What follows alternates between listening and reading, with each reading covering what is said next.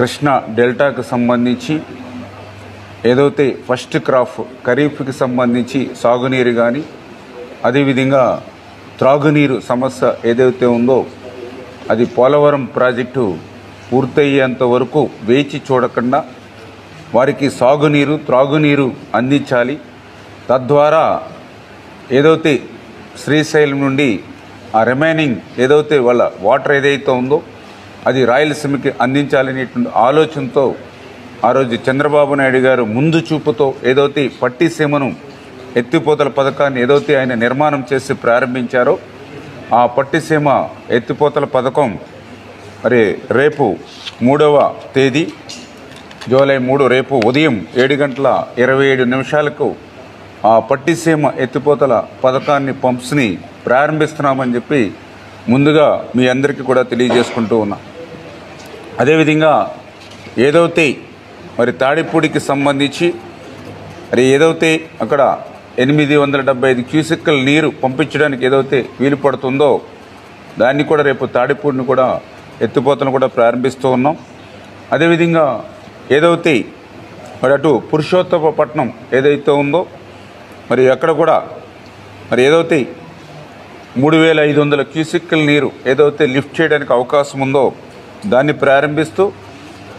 ప్రారంభించిన తర్వాత next stage 2 Purushothampatnam సంబంధించి మరి ఒక 1000 క్యూసెక్కుల నీరు ఏదైతే మరి ఇక ఏలేరు రిజర్వాయర్కి పంపింగ్ ఏదైతే చేసుకుంటామో మరి వాటిని కూడా 1 by 1 ఒక్కొక్కటి కూడా ప్రారంభించాలని, అదేవిధంగా పుష్కర ఎత్తిపోతలకు సంబంధించి కూడా ఒక 1225 క్యూసెక్కుల వాటర్ ఏదైతే పంప్ చేయడానికి వీలుందో ఇది కూడా రేపు ప్రారంభించాలని. ఏదైతే గోదావరి నుంచి మీ అందరికీ తెలుసు ప్రతి సంవత్సరం కూడా 3000 టీఎంసీల నీరు వృధాగా ఏదైతే సముద్రంలో కలిసిపోతూ ఉందో మరి దాని నుండి పోలవరం ప్రాజెక్టుని నిర్మాణం చేయడం ద్వారా ఆ గోదావరి జలాలు ఆంధ్రప్రదేశ్ రాష్ట్రం అంతా కూడా అటు ఉత్తరాంధ్ర నుంచి అటు రాయలసీమ వరకు కూడా గోదావరి జలాలను ప్రవహించి ఆంధ్రప్రదేశ్ రాష్ట్రాన్ని భవిష్యత్తులో ఒక కరువు రహిత రాష్ట్రంగా మార్చాలనేటువంటి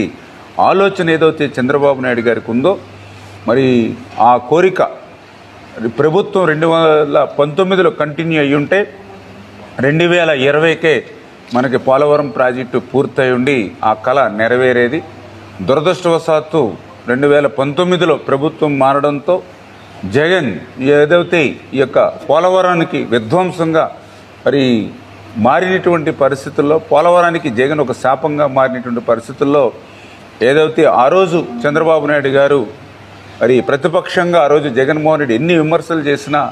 ఆ రోజు ఏదైతే ఈ యొక్క పట్టిసీమను కానీ అటు పురుషోత్తపట్నం కానీ ఏదైతే ఎత్తిపోతలను ఆ రోజు నిర్మాణం చేసి ప్రారంభించాడో అవే ఈరోజు అటు డెల్టాకు అదేవిధంగా